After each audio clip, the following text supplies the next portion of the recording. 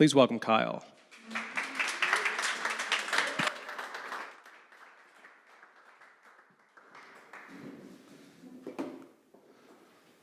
I was sitting there, tears running down my face, gut-wrenching pain in my stomach, numbness in my hands. Everybody around me is cheering and yelling. They're singing along, and as the climax of the song goes, they're yelling and high-fiving. Everybody but me. Perspective. 13 years earlier, my family and I were driving from Phoenix, Arizona to the Grand Canyon.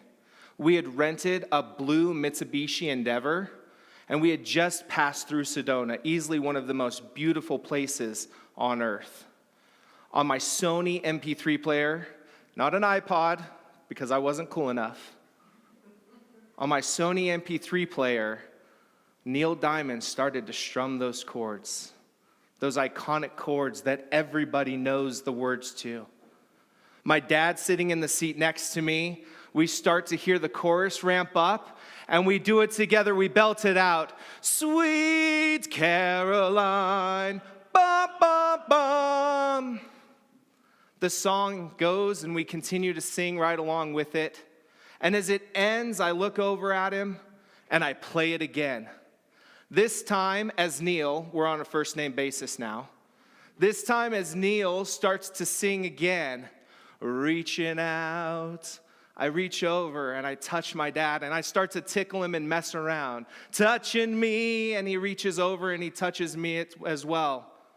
This song plays over and over again as we drive to the Grand Canyon. This song became the anthem of our trip. I have a picture of my dad when we arrived at the Grand Canyon. He's standing at the edge of the canyon and he's looking back over his shoulder at the camera, a smile on his face, ear to ear.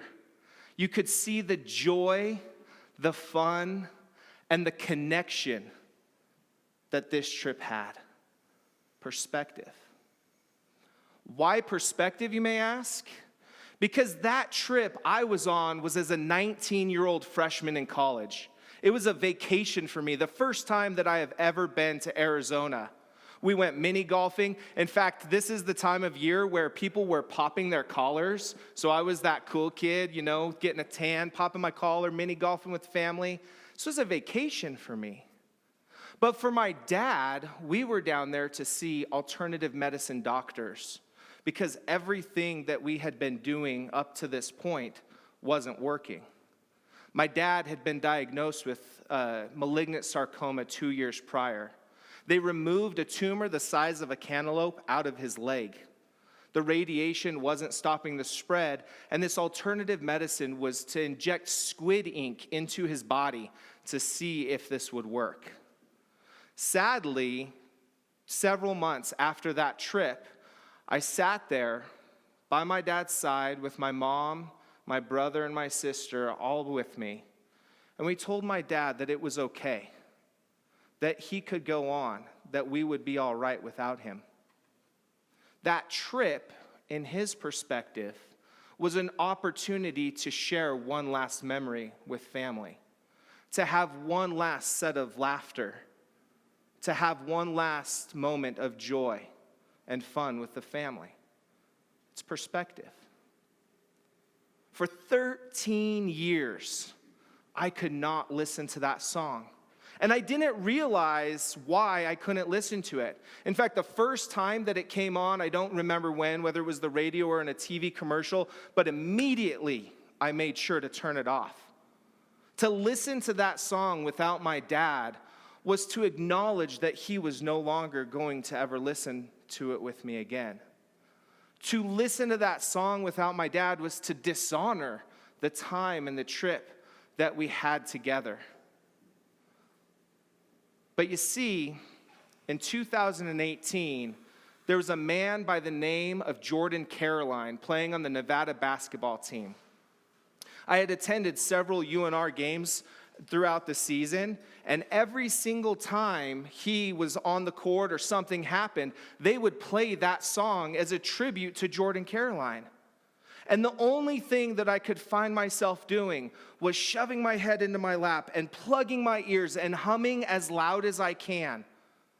I was avoiding listening to that song because in my perspective, that was mine and my dad's song.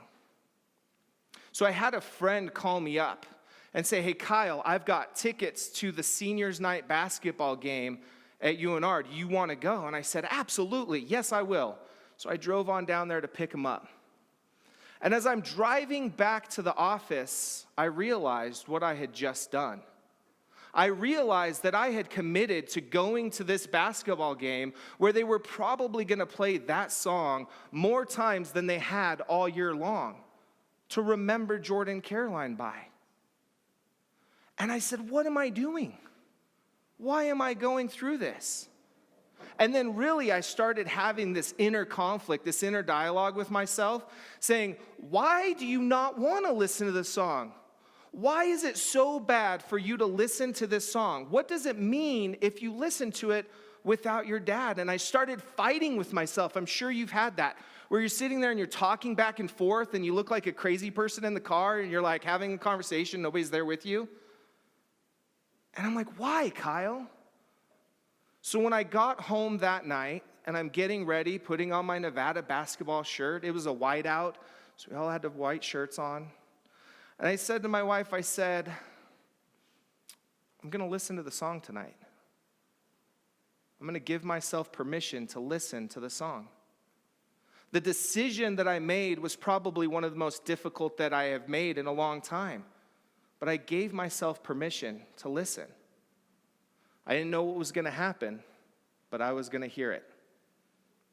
So we get to the basketball game, and we are all decked out in our Nevada gear. We go in and say hi to some people we know. We go to the concession stand and buy our obligatory hot dogs and soda and sugary snacks. You know, the kind that makes your stomach feel nasty after the game. Throw a couple beers on it, and then you're really not feeling great.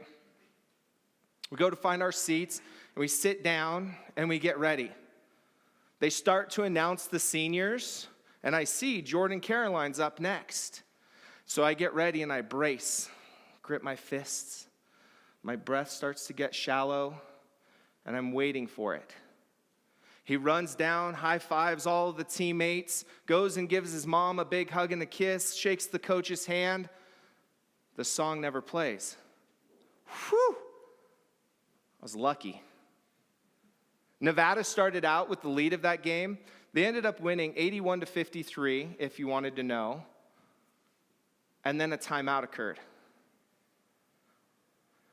And that song started to play. Do-do-do, do-do-do-do-do. And I'm sitting there, my wife's hand in mine, she's rubbing my back, and she leans in and she says, I love you. And the tears start to flow down my face, and I think back and I remember that time that I spent with my dad on the baseball field. I remember him teaching me how to hit a nail on the head with a hammer. That one time that we rebuilt an entire lake house up at Incline, and I was his little helper. When I lied to him, and he caught me, and he told me he would never be able to trust me again. That trip to Arizona, reaching out, all I could smell was his Jade East cologne in my nose. The fun, the joy, the connection. See, it's perspective. It's perspective because in that moment, I gave myself the opportunity to feel and to face a situation that I had avoided for 13 years. And in the end, it really wasn't that bad. It really wasn't the most horrible thing ever. And it allowed me to feel connected to my dad. And it made me look back and see all the different things in my life that I've avoided, the task that I continually put off because I don't want to do it. The conversation that I don't want to have because I don't want the conflict or to disappoint somebody. The department that I refuse to give up because nobody can do it as good as I can. Because in my perspective, it's the best. I can do that the best. I've let relationships deteriorate. I've avoided starting new relationships because I don't see the value that they may bring to me. I've driven on the freeway and I've pulled up alongside the guy holding the sign that says, "Fell into hard times," and I turn my head the other way, avoiding the conflict, avoiding those eyes asking for money. But you see, when I allow other people's perspective into my life, when I give other people's point of views an opportunity to reflect on my point of view, it's amazing what happens. My perspective is shaped by my upbringing, by my faith, by the fact that I was married at 20, by the fact that I helped raise my little brother after my mom passed away, by the fact that I bought a business and we grew it and almost went bankrupt because we grew it too fast. These different things shape my own perspective. But when I allow other people's perspective to come into my life, it's amazing what things you can see. It's amazing what challenges and obstacles and songs that I've been avoiding listening to become so easy to take the fingers out of my ears and hear. Every time I hear that song, ironically, I was in Dallas yesterday at a Rangers game, and they played that song. Every time I hear that song, I still brace a little bit, take a deep breath, and then the release.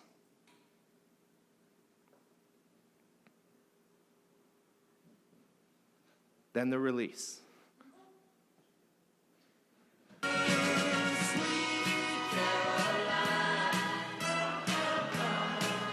Thank you.